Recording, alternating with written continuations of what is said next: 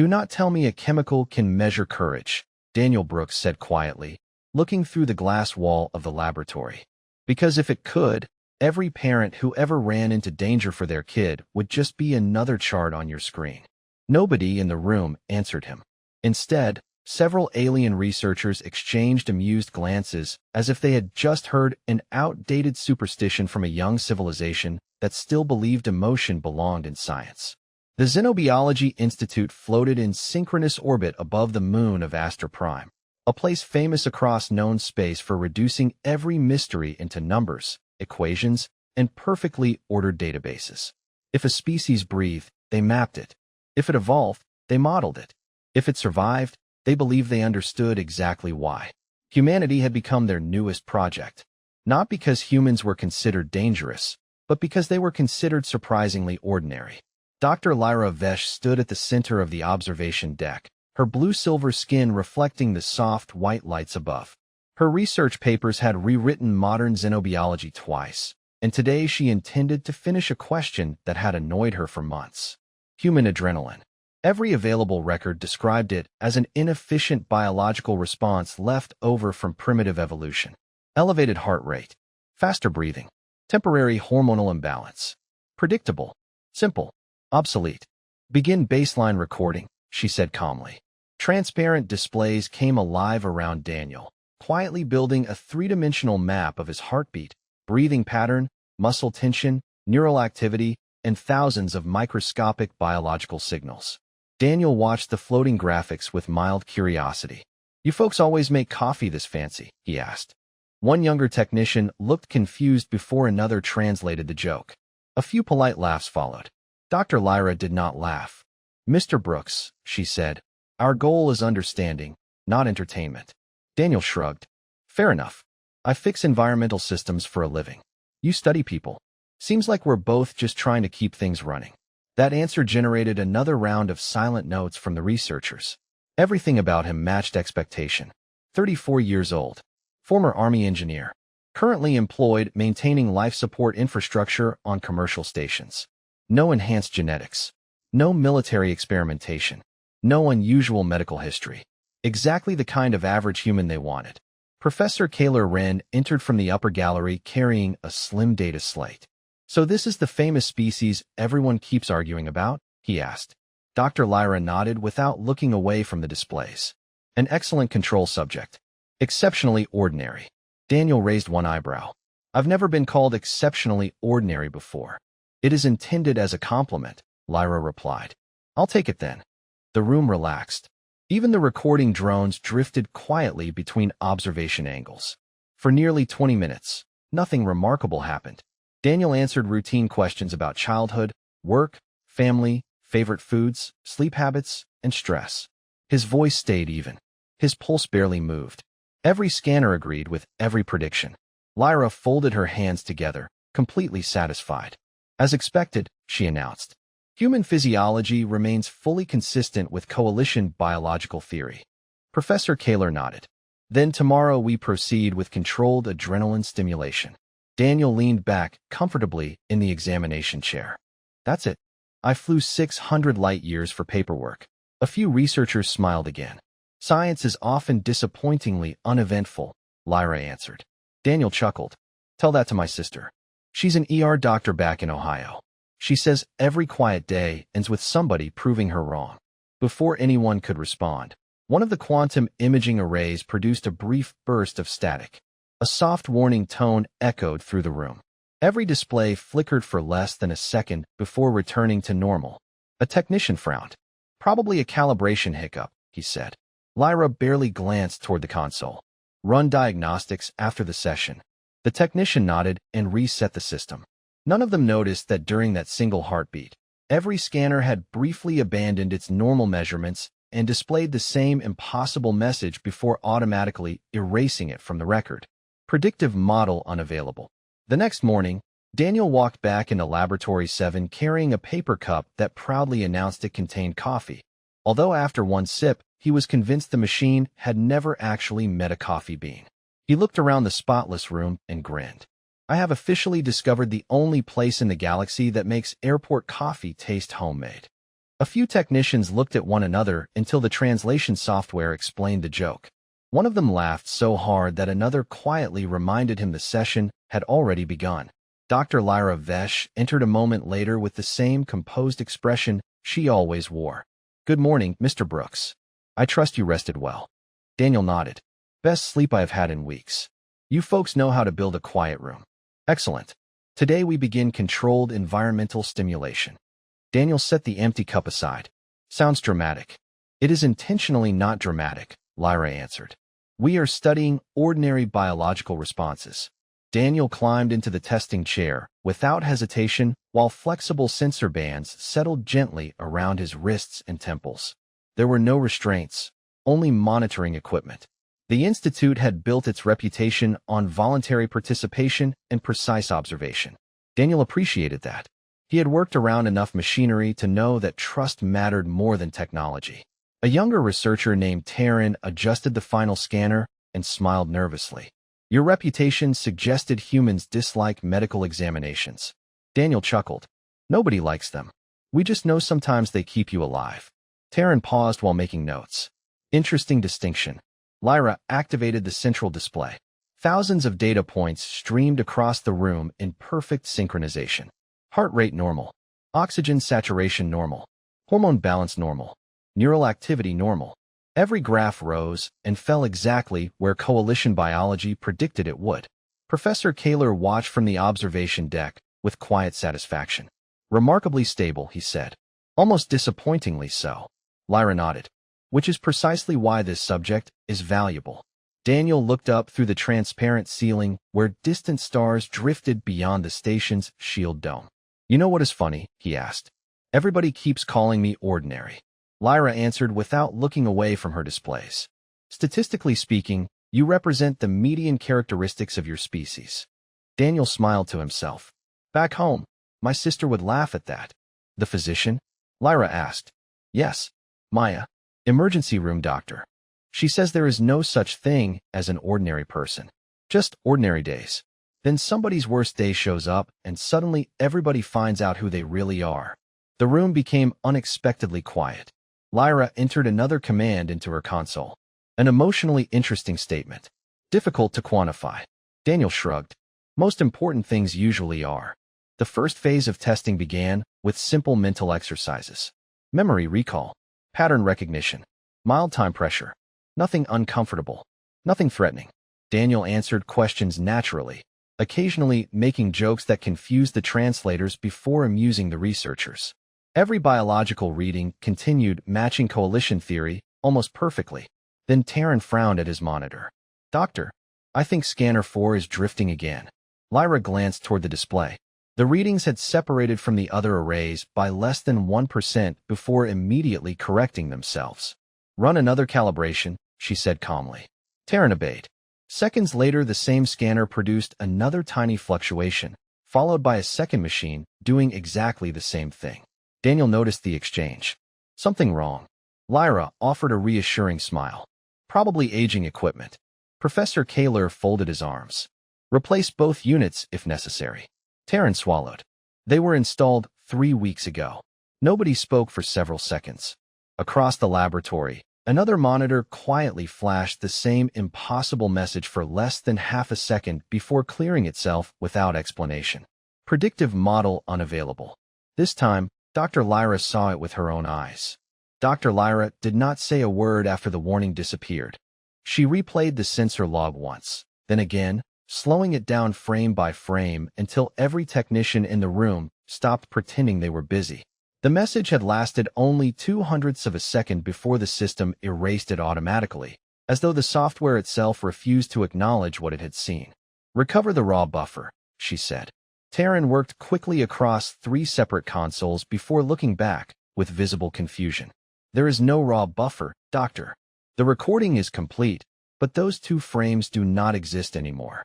Professor Kaler frowned from the observation deck. "Hardware corruption?" "Impossible," Taryn answered. "The storage arrays write to 4 independent systems at the same time. All 4 are missing the exact same data." Daniel watched the conversation from his chair without interrupting. After a few moments, he smiled politely. "I am guessing that is not supposed to happen." Lyra finally looked at him. No, it is not. She walked toward the central console and entered a long authorization code that unlocked diagnostic functions normally reserved for senior researchers. Every scanner inside Laboratory 7 immediately began testing itself. Internal optics passed. Thermal calibration passed. Quantum synchronization passed. Power stability passed. The machines declared themselves completely healthy. That is annoying, Daniel said. When machines tell you everything is fine, that usually means somebody is about to have a long day. Taryn laughed before quickly apologizing. Sorry, doctor. Lyra ignored the interruption. Run the baseline again. Daniel stood up while another technician adjusted the sensor bands. Should I do anything different? No, Lyra answered. Simply remain yourself. That has never been especially difficult. The second scan began. Daniel breathed normally while soft blue lights swept across his body. Heart rhythm remained steady. Muscle activity remained steady. Every biological indicator matched the previous session within tiny statistical margins. Professor Kaler folded his hands. There, the anomaly has disappeared.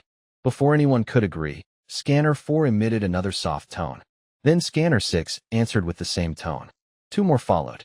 Across the room, multiple displays hesitated for the briefest instant before filling with lines of conflicting calculations.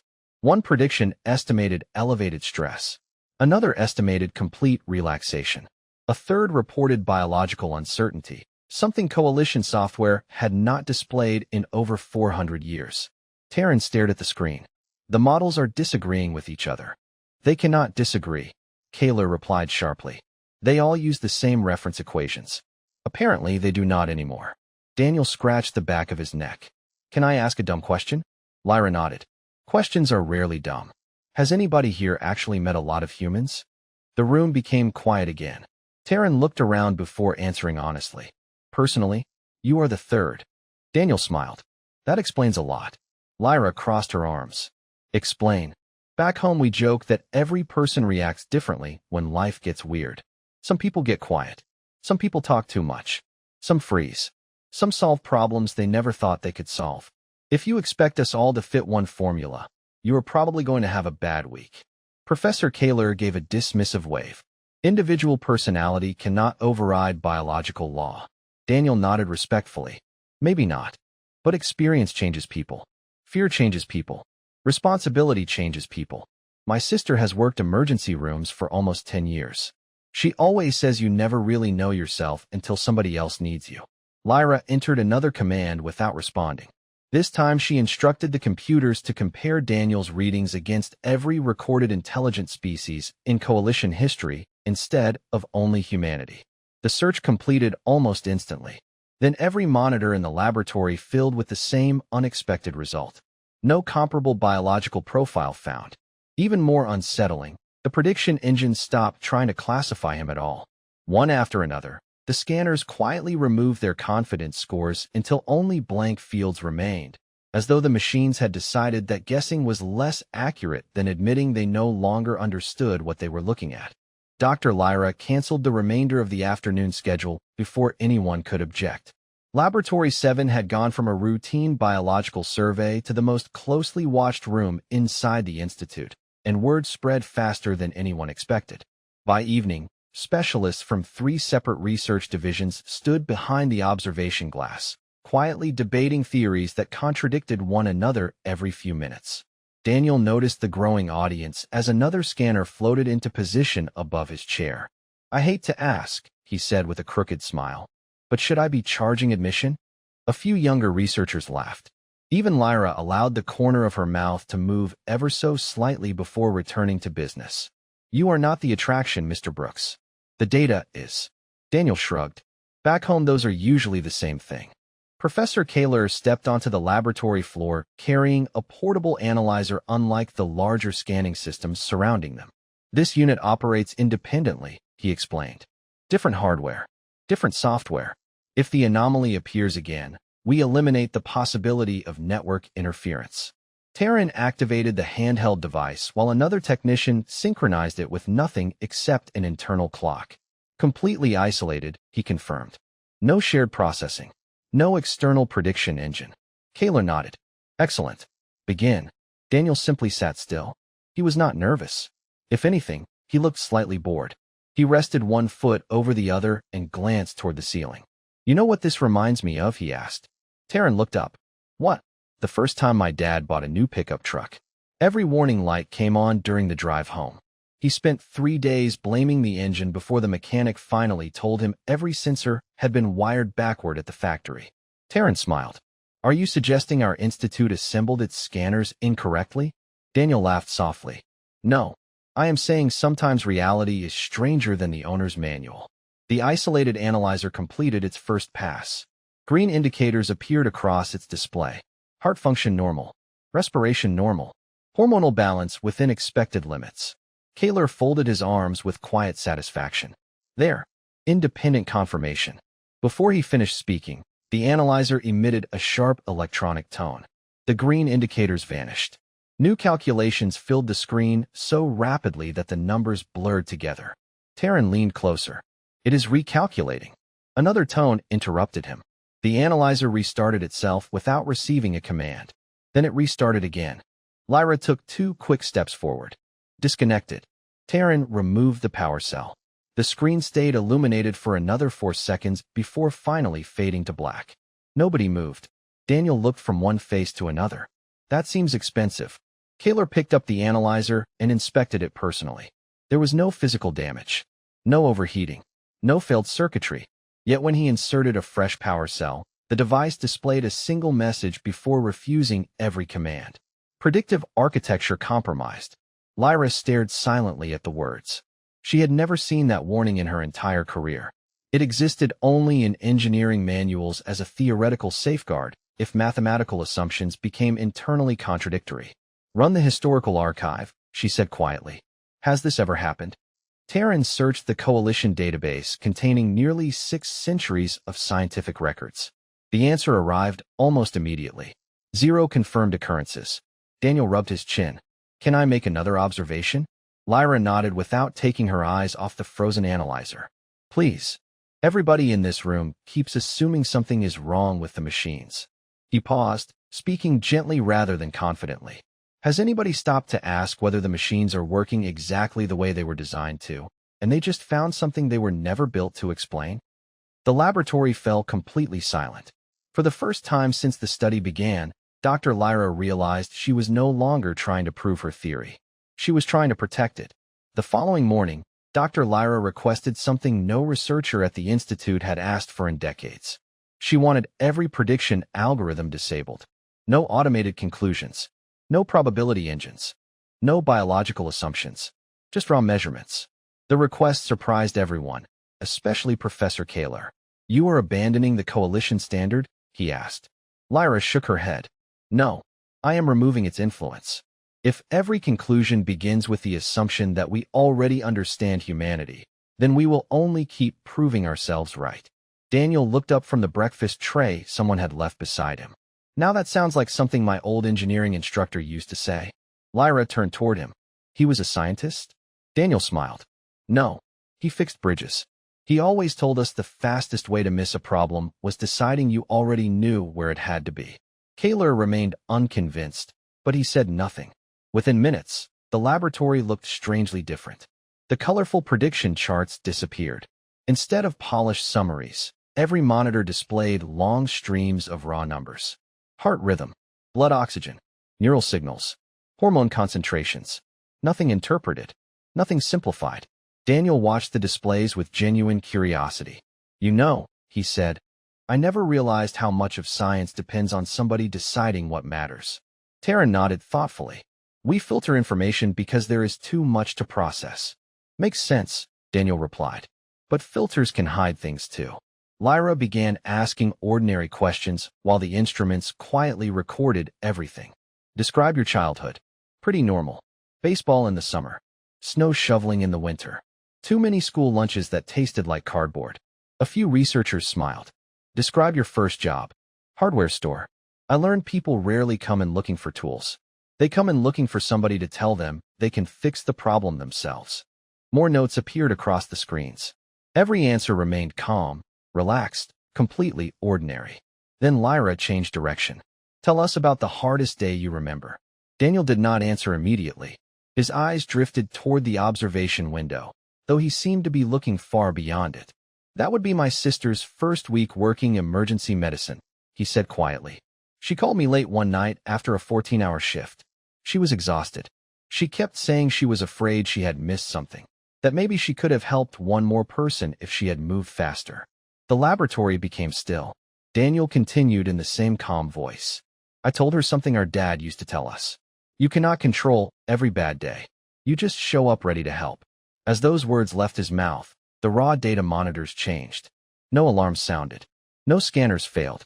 Instead, something far more confusing happened. Every biological system inside Daniel began adjusting together in tiny, perfectly coordinated ways. Heart rate increased only slightly. Breathing became deeper. Neural activity expanded across regions that normally acted independently. Hormone levels shifted in patterns no coalition reference had ever documented. Terran stared at the numbers. "Nothing is spiking," he whispered. "Everything is cooperating." Lyra stepped closer to the display. She expected stress responses to compete with one another. Instead, Daniel's body behaved like an orchestra, each system changing just enough to support the others without wasting energy. Kaler frowned. "What triggered this?" "A memory," Lyra answered quietly. "Not fear. Not danger. Compassion." Daniel looked around, surprised by their reactions. "What?" Terran pointed toward the screens without taking his eyes off them. "Your body just changed its entire operating pattern." Daniel blinked. "Just because I was thinking about my sister?" Nobody answered immediately. For the first time, the researchers were no longer studying adrenaline as an isolated chemical. They were beginning to suspect it was only one instrument inside something much larger that no coalition textbook had ever imagined. On the fourth day, the Institute quietly expanded the study without making an official announcement. More observers arrived, but this time they were not biologists. Cognitive scientists, systems engineers, emergency response specialists, and behavioral analysts filled the upper gallery. They all wanted to answer the same question.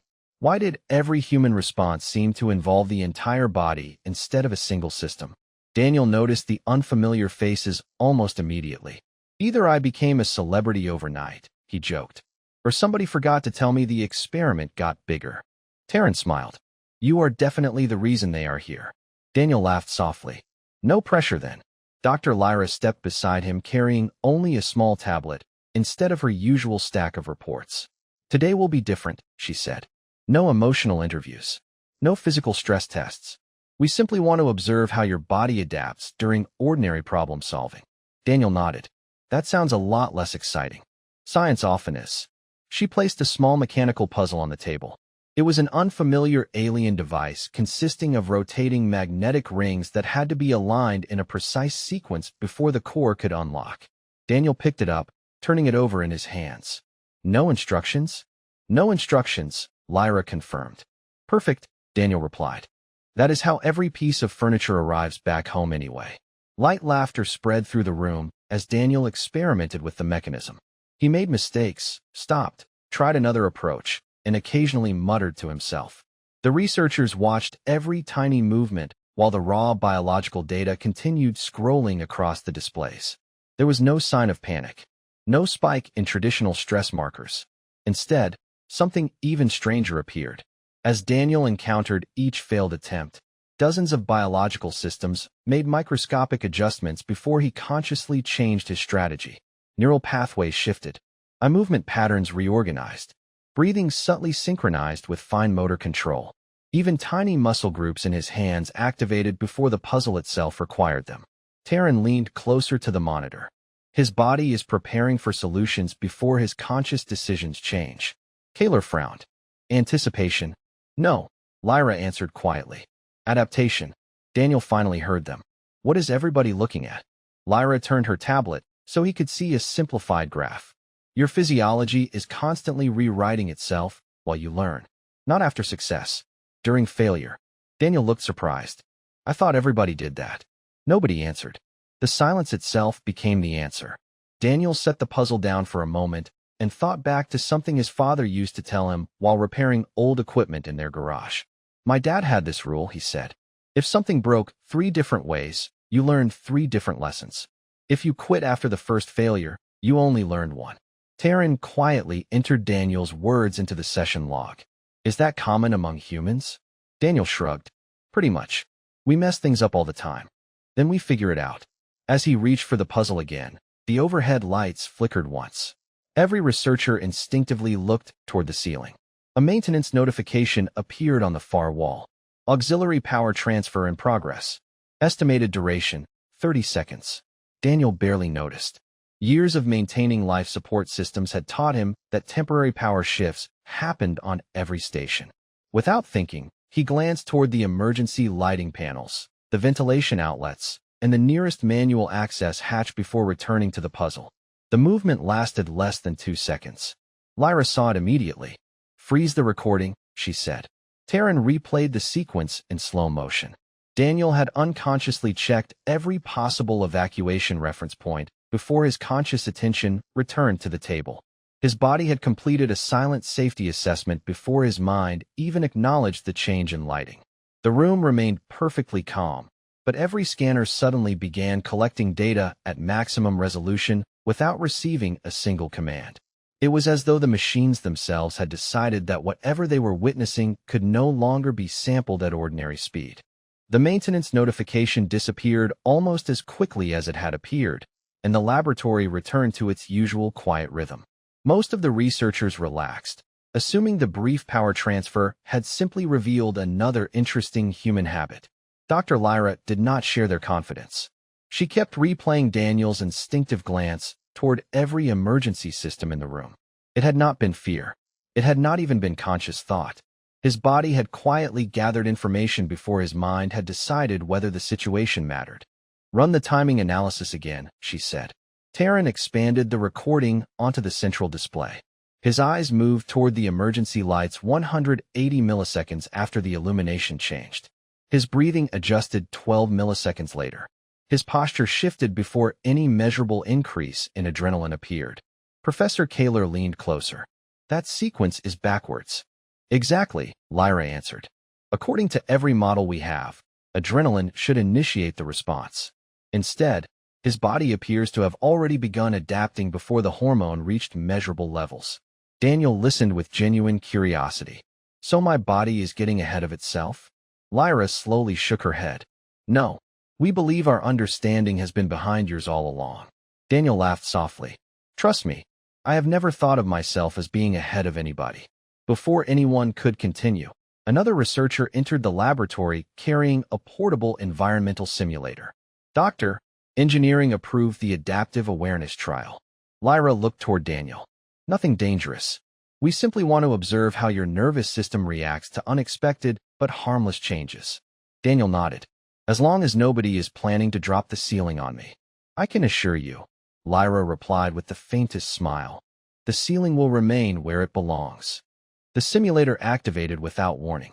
A gentle draft entered from the left side of the room, while the lighting temperature shifted slightly warmer. Somewhere behind Daniel, a soft metallic click echoed through the chamber. None of the changes represented any threat. They were ordinary environmental variations that occurred naturally on large stations every day. Daniel never turned around. He never appeared startled. Yet every scanner immediately showed the same remarkable pattern. Tiny adjustments spread through his body like perfectly coordinated ripples. His hearing focused toward the metallic sound. His vision subtly widened rather than narrowing. Muscle groups throughout his back and shoulders activated just enough to improve balance without creating tension. Even his breathing changed by fractions of a second to match the altered airflow in the room. Taryn stared in disbelief. Everything is optimizing at once. Kaler looked from one monitor to another. There is no wasted motion. Daniel blinked. You are telling me all that happened because of a little breeze? Lyra stepped closer to the display. Not because of the breeze. Because your body immediately asked a question. Daniel raised an eyebrow. What question? Is anything different? She replied. And before your conscious mind answered, every major biological system quietly prepared for whatever the answer might be. Daniel leaned back in his chair, thinking about it. That actually reminds me of working construction. You never wait until something falls apart before noticing it. You learn to hear a strange vibration or feel a floor shift just enough to check it out. The words hung in the air. Taryn looked toward Lyra. He is describing predictive maintenance. Lyra nodded slowly. Except he is describing a living organism performing it on itself. No one spoke for several seconds. The silence broke only when the central computer finished comparing Daniel's adaptive patterns against the entire Coalition biological archive one more time. This time the system did not attempt to classify the data.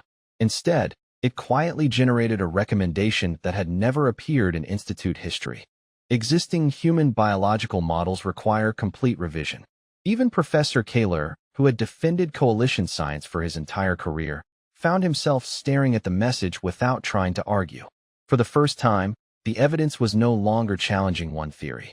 It was asking an uncomfortable question that none of the greatest scientific minds in the galaxy knew how to answer. What if humanity had never been reacting to danger at all, but had been preparing for possibility every second of every day? By the end of the week, Laboratory 7 no longer belonged only to the Xenobiology Institute.